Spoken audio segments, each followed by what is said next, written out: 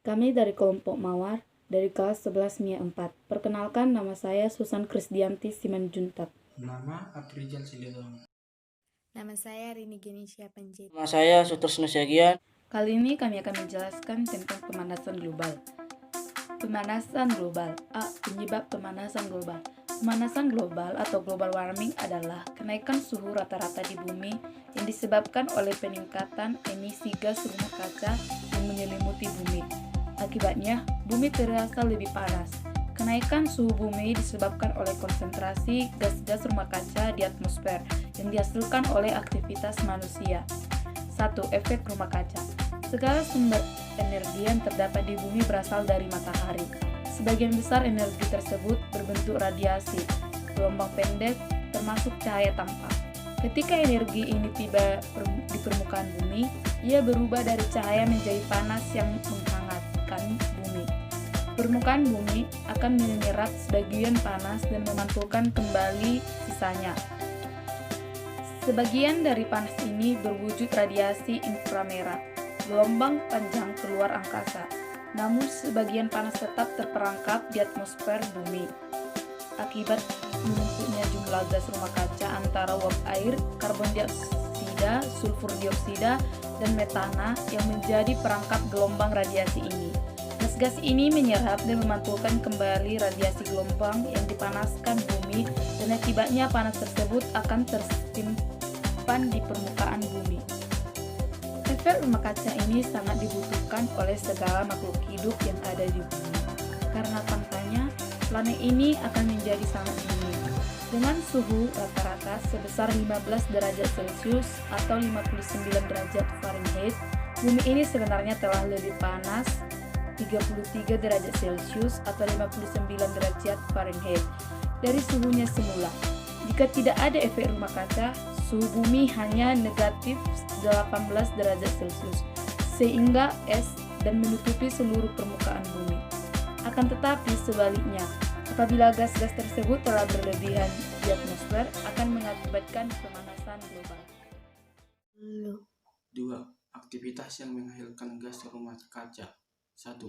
Penggunaan kendaraan bermotor secara berlebihan, terutama yang menggunakan bahan bakar bensin. 2. Penebangan pohon dan pembakaran hutan. 3. Industri yang mengeluarkan gas secara berlebihan. 4. Penggunaan gas freon pada lemari es dan AC. 3. Kesepakatan Dunia Internasional tentang Pemanasan Global. Yang pertama, IPCC atau Intergovernmental Panel on Climate Change. IPCC adalah sebuah panel antara pemerintah yang terdiri dari ilmuwan dan ahli dari berbagai disiplin ilmu di seluruh dunia. Tugasnya menyediakan data-data ilmiah terkini yang menyeluruh, tidak berpihak, dan transparan mengenai informasi teknis, sosial, dan ekonomi yang berkaitan dengan isu perubahan iklim, termasuk informasi mengenai sumber penyebab perubahan iklim, dampak yang ditimbulkan, serta strategi yang perlu dilakukan dalam hal mengurangi emisi, pencegahan, dan adaptasi. IPCC bersekretariat di Jenewa atau negara Swiss dan bertemu 1 tahun sekali di sebuah rapat pleno yang membahas 3 hal utama. Yang pertama, informasi ilmiah mengenai perubahan iklim. Yang kedua, dampak, adaptasi, dan kerentanan. Yang ketiga, mitigasi atau upaya perubahan iklim. Yang kedua, Protokol Kyoto. Protokol Kyoto adalah protokol kepada Konvensi Rangka Kerja PBB tentang perubahan iklim yang diadopsi pada pertemuan bumi di Rio de Janeiro pada 1902. Semua pihak dalam UNFCCC dapat menandatangani atau menratifikasi Protokol Kyoto, sementara pihak luar tidak diperbolehkan. Protokol Kyoto diadopsi pada sesi ketiga konversi pihak konversi UNFCCC pada 1997 di Kyoto, Jepang.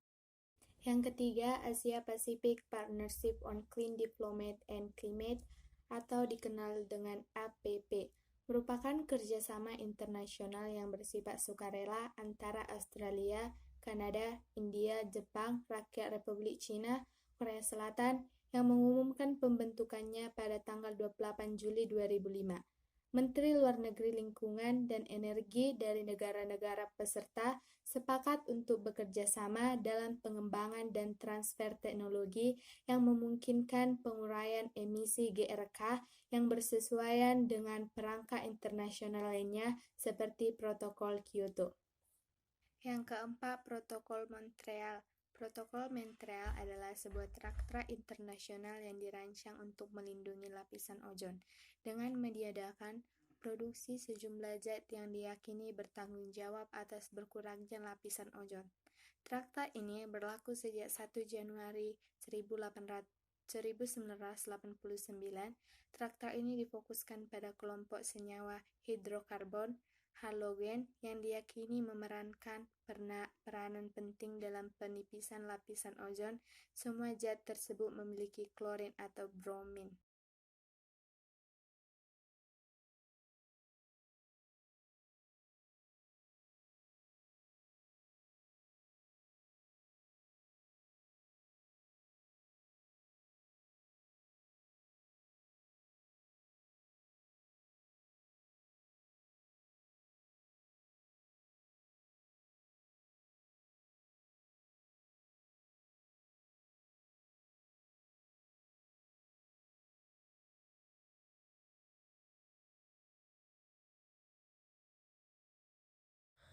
Saya akan membahas tentang cara penanggulangan pemanasan global.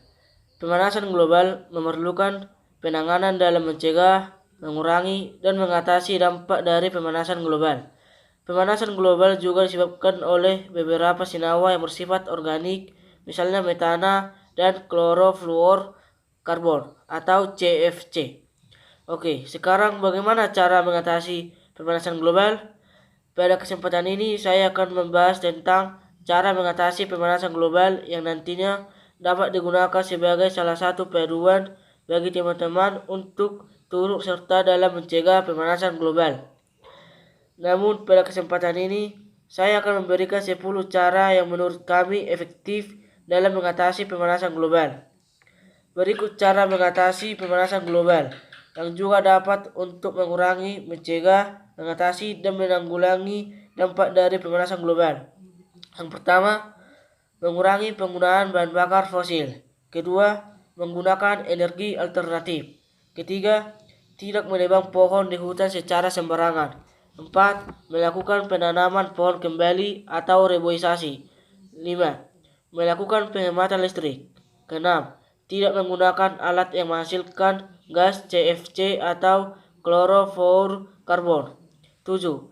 Memperbaiki kualitas kendaraan dengan uji emisi. 8. Menerapkan sistem budidaya peternakan dan pertanian yang baik. 9.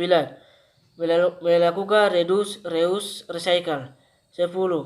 Kurangi penggunaan kertas.